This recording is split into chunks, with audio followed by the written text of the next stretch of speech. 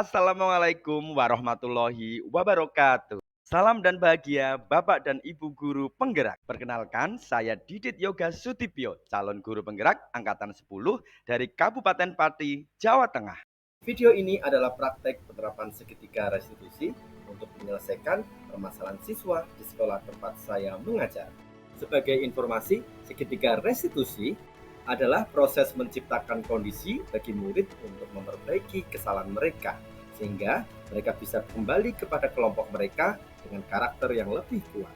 Seketika restitusi ini dilakukan dengan proses dialog agar mendapatkan murid yang lebih mandiri dan bertanggung jawab. Terdapat 3 tahapan seketika restitusi, yaitu menstabilkan identitas, validasi tindakan yang salah, dan menanyakan keyakinan. Pada tahap menstabilkan identitas dilakukan berdasarkan prinsip bahwa membuat kesalahan adalah bagian dari proses pembelajaran, sehingga nantinya dapat menggeser identitas gagal ke identitas sukses. Selanjutnya, tahap validasi tindakan yang salah dilakukan dengan berdasarkan prinsip bahwa setiap perilaku berupaya memenuhi suatu kebutuhan tertentu.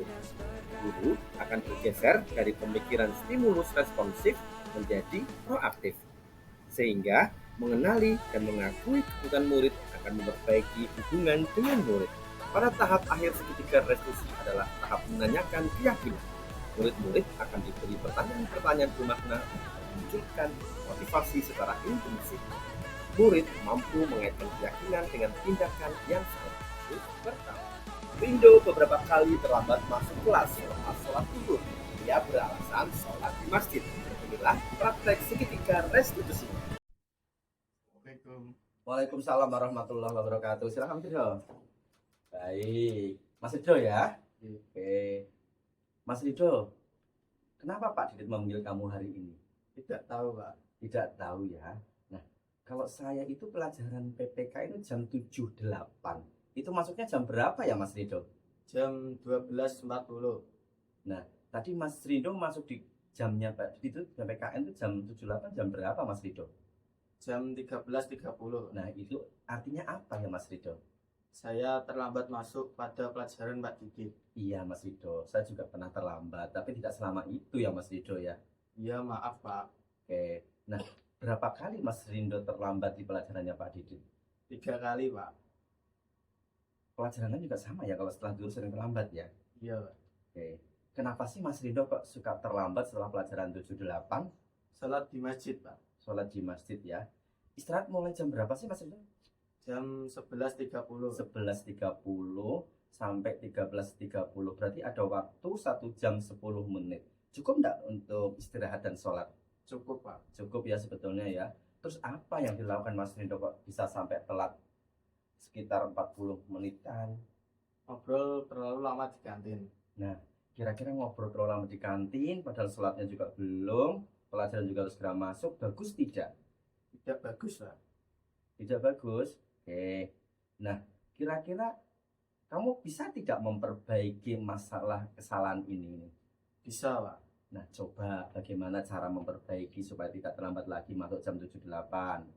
Salat di masjid tepat waktu dan istirahat secukupnya. Bagus. Mulai kapan kira-kira Mas Rido bisa memperbaiki kesalahan itu? Mulai besok, Pak. Mulai besok ya? Janji ya Mas Rido ya? Iya. Oke, semoga besok dan seterusnya Mas Rido tidak terlambat lagi masuk kelas di jam 7.08, baik di jam Pak Didit ataupun jam teman-teman yang lain. Baik, Pak. Terima kasih. Ya, silakan masuk kelas ya. Selamat masuk kelas. Hati-hati Mas Rido. Assalamualaikum warahmatullahi wabarakatuh. Saya Muhammad Ridho Hidayat dari kelas 10 fase 4. Saya dipanggil Pak Didit ke ruangannya. Sebenarnya saya paham akan kesalahan saya, karena saya 3 kali terlambat masuk pelajaran Pak Didit dan juga pelajaran lainnya, utamanya setelah sholat duhur. Hal ini saya lakukan karena saya terlalu lama ngobrol di kantin. Saya agak takut dipanggil Pak Didit, agak takut dimarahi dan diberi sanksi.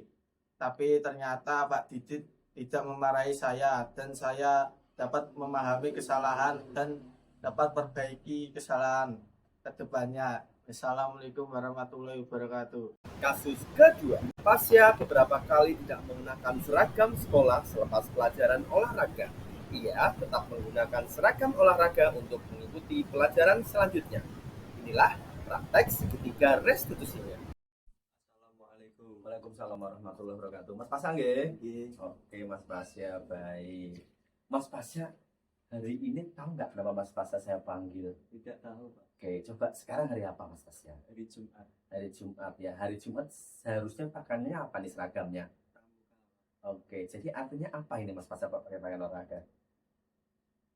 Saya tidak menggunakan pakaian sesuai aturan, Pak. Oke, iya, ya tidak pakaian tidak sesuai dengan aturan.